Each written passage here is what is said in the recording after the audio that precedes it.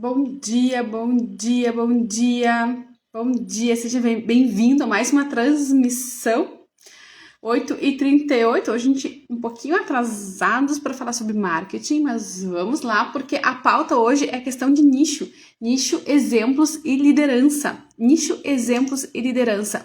Quando a gente pensa em posicionamento, nós pensamos em conectar valor com o cliente, por isso que os nichos, já começa por aí a conversa do motivo, porque os nichos, eles tendem a dar mais performance para você. Afinal de contas, se você nicha, se você consegue dialogar com um público específico, você consegue se posicionar melhor, tá? Afinal de contas, se a gente analisar as pesquisas, como por exemplo a que eu citei ontem, da ABERJ, da Associação Empresarial Brasileira de Comunicação Empresarial, que que trata dos desafios das empresas em implementar a sua cultura organizacional interna e também mostrar essa proposta de valor para o cliente, esse posicionamento para o cliente, a gente percebe o quanto realmente é difícil a realização de uma comunicação assertiva e eficaz. E isso a gente passa a refletir sobre o que nós estamos fazendo para conectar melhor com o mercado. E facilita muito quando eu tenho lixo. Esses estudos exatamente diz que esse desafio nas empresas chegam a 74%.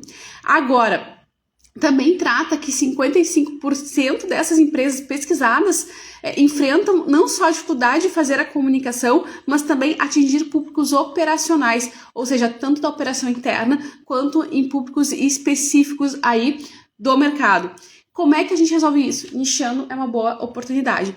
Tanto é que especialistas em algo tendem a vender com mais valor do que quando a gente trabalha de uma forma generalizada. Mas vamos imaginar que somos uma marca que vende para todo o mercado. Exemplo da Coca-Cola, da Pepsi, enfim. Nesse caso, eu não quero nichar, eu quero atingir toda a massa. E aí, como é que eu faço? Como é que eu faço para atingir o mercado, a comunicação assertiva com eles, com esse mercado, se eu talvez não tenha um nicho tão específico? Porque, afinal de contas, seu nicho, eu trabalho em cima das dores e das minhas entregas para o cliente, vê se faz sentido para você. Agora, se eu quero atacar todo o mercado, né? Se eu tenho um produto aí que, embora eu niche, eu quero atacar todo o mercado. Existem algumas soluções. Uma delas é você ter uma espécie de holding, ou seja, ter várias marcas, vários projetos ou várias empresas abaixo do seu conhecimento. Então você pode ter uma empresa segmentada na questão, vou dar um exemplo aqui da comunicação. Uma agência focada em marketing político, uma agência focada em marketing para advogados, em marketing para clínicas e assim sucessivamente. Então eu vou ter várias marcas para que não se confunda aí a questão da expertise dos times especialistas de atendimento. É uma solução para o mercado te enxergar com alto valor. Agora, não quero isso, não quero essa múltipla gestão, mas eu quero uma qualificação e nível de valor. Aí a gente tem que focar muito forte, mais do que nunca, não que fora isso não é necessário, mas nesse aspecto mais ainda a questão do posicionamento, a questão da cultura organizacional. E percebe que isso que eu estou trazendo hoje é um complemento do que a gente vem falando em termos de cultura organizacional, a importância dessa estratégia de negócio em termos de comunicação assertiva com o mercado, que também evolui aí o seu plano de negócios com base nas metas, com base nos valores, com base nos princípios que você almeja, tá? Vou dar alguns exemplos clássicos de empresas que, como todas as outras, nasceram pequenas e hoje são gigantes, porque calcaram as suas marcas em cima de posicionamento. A segmentação que se faz através do posicionamento, não necessariamente através do nicho, mas também do nicho, ela faz parte dessa estratégia de branding, porque é uma estratégia de gestão de marca. Branding é gestão de marca. E isso também é uma estratégia de posicionamento. Além de tudo, outros aspectos que interferem aí no sucesso dessas marcas quando elas tratam da sua cultura organizacional, tratam da sua missão, tratam dos seus princípios, tratam da sua proposta de valor para o mercado, como qualidade de produto e serviço. Também tem a questão do custo-benefício no atendimento, pelas novidades, pelas tendências, pela popularidade. Por quê? Porque a liderança se faz mais fácil. quando eu tenho nicho, quando eu tenho posicionamento, eu me torno aí o representante do meu segmento, logo o meu poder de fala, o meu poder de educação, o meu poder de conexão com o cliente, ele se torna mais fácil e as tendências aí eu consigo acompanhar e ser porta-voz delas para o meu mercado. Quando eu faço isso, o meu posicionamento se finca, os meus valores se fincam com maestria. E aí o que acontece? Eu consigo fazer a liderança de uma forma melhor, tá? Um exemplo é a Coca-Cola. Vamos pensar na Coca-Cola aqui, que é um refrigerante prontamente lembrado aí no mindset de qualquer pessoa. Por quê? Porque ele tem essa concepção, essa ideologia de reunir as famílias, os amigos na confraternização, em almoços. Então, dificilmente você vê uma confraternização, uma comemoração, um festejo de aniversário, por exemplo, sem que haja essa bebida. A marca, ela sempre se posicionou como referência de valores calcados em amizade, felicidade, partilha. Esses são os valores da Coca-Cola. União, diversão, percebe que não é saúde, né? Se o valor fosse saúde, talvez a Coca-Cola não seria Coca-Cola, não teria. Então a gente tem que vender os sonhos, os princípios, os valores que fazem parte da minha estratégia de negócio. E aí, a partir desses princípios, desses valores de amizade, felicidade, partilha, união, diversão, é que a gente monta as estratégias de anúncio e apoia aí todas as pessoas a compartilharem esses momentos e essas experiências. É isso que a marca vende. A marca ela não vende uma bebida, ela vende amizade, felicidade, partilha, união e diversão. Isso parece óbvio, a gente sempre fala, pessoas não compram produtos ou serviços, pessoas compram sonhos, pessoas compram realizações, pessoas compram oportunidades, elas compram as soluções, né? Elas não compram o produto em si ou o serviço em si. A mesma questão está relacionada à concorrente Pepsi, né? Em relação de posicionamento, chegou um determinado momento, eu já falei inclusive sobre esse case outras vezes, estava perdendo fatia ali mercadológica, o que fez, né? O que fez? Assumiu o seu posicionamento para recuperar o seu nicho, vender no seu nicho, né? Conquistar sucesso mercadológico no seu nicho. Então, a Pepsi, já sabendo que a Coca-Cola era líder de vendas, o que ela fez? Ela foi bastante, na verdade, inteligente ao reconhecer que ela era a segunda na liderança. E aí, ela, em vez de lutar, porque a disputa seria quase que uma guerra perdida, né? Ela mudou seu slogan, ela se posicionou dizendo só tem Pepsi, pode ser. Ou seja, em muitos, aqui no Rio Grande do Sul especialmente, muitos bares, enfim, dependendo do contrato que os restaurantes fazem, só tem Pepsi. Só tem Pepsi, não tem opção. Então, ela já vem com esse slogan, só tem Pepsi, pode ser. E assim, ok, pode ser, se vende. Então ela admite, ela assume que ela é a segunda posição e mostra seu posicionamento, conseguindo aí expandir as vendas e atraindo as pessoas para aumentar justamente essa fatia, esse market share junto com o mercado, uma vez que ela não se coloca naquela posição do tipo eu não tenho valor, né? Eu sou um genérico, eu tô aqui disputando, eu não vou chegar nunca nessa liderança. Ela se posicionando tipo assim, eu não quero essa liderança, eu não preciso dessa liderança, eu sou a segunda e tá tudo bem, né?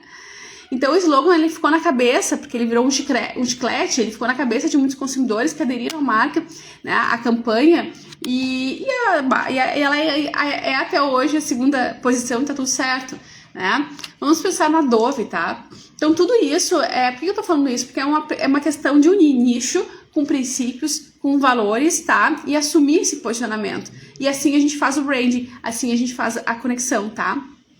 A Dove, por exemplo, ela busca apoiar a beleza natural de milhares de brasileiros, tá? Então, já houve algumas polêmicas em função da marca e ao mesmo tempo muito sucesso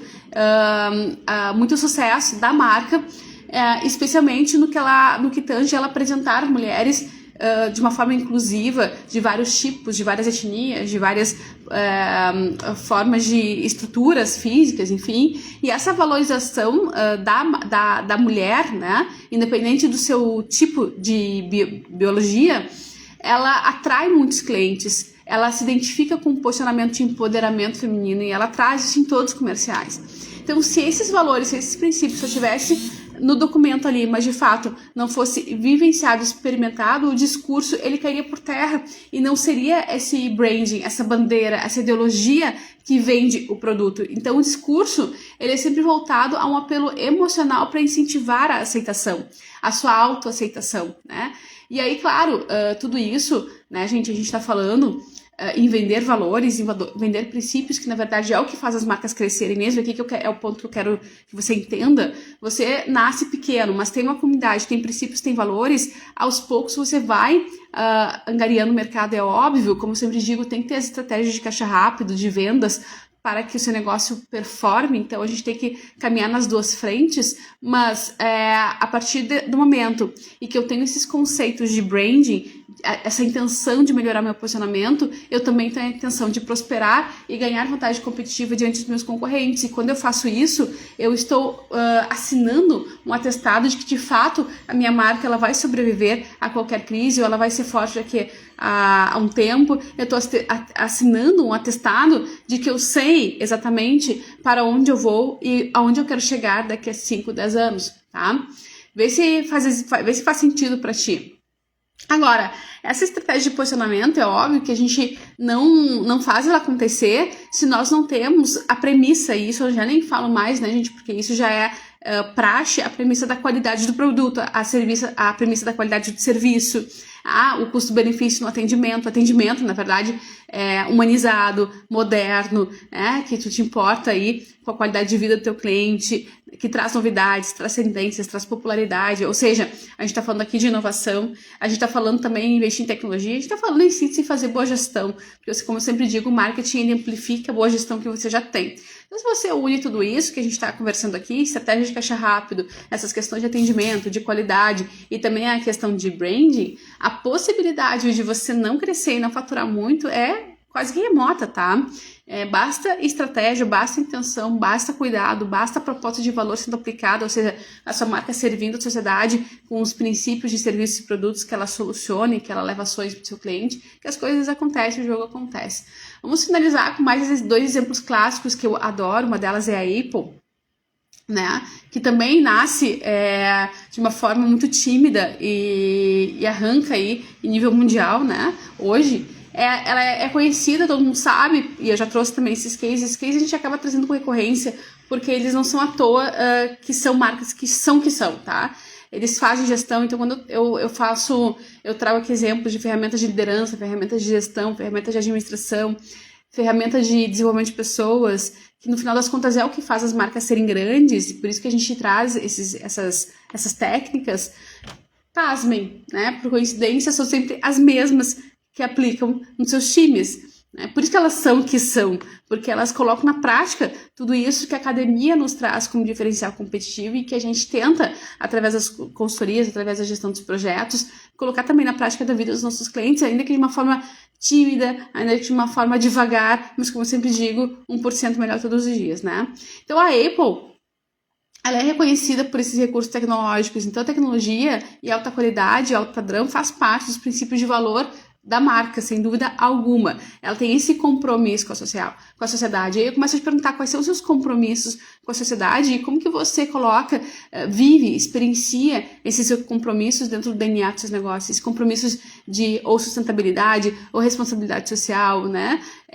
Ou inovação, enfim. Então, ela tem esse compromisso de inovar dentro da sua área e ela se torna sinônimos de status, ela vende status, ela se compromete em vender status. Como? Olhando para o refinamento dos detalhes do design, olhando para a valorização de cada pontinho, tá, da marca, se posicionando de fato como uma marca que oferece essa elegância e essa exclusividade ao nicho que ela atende. Ela se posiciona assim, então ela tem valores e ela pratica isso em todas as esferas, em toda a jornada do cliente, não só na questão da comunicação, não só na questão da propaganda, mas também na forma de vender, na forma de atender, na forma de cobrar, tá? Vê se faz sentido para ti.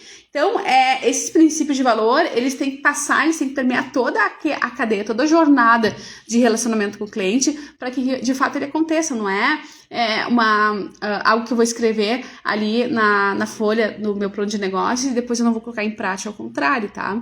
Elas estão ali para você ter a criatividade de praticar.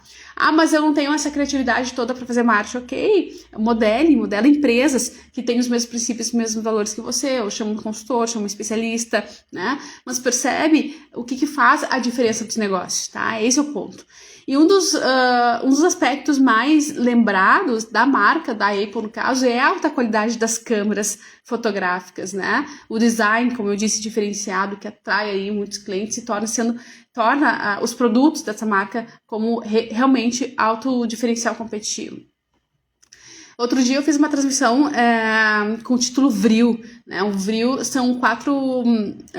é um mapa de vantagem competitiva que a nossa marca tem diante do mercado, calcado em 4 premissas básicas, né?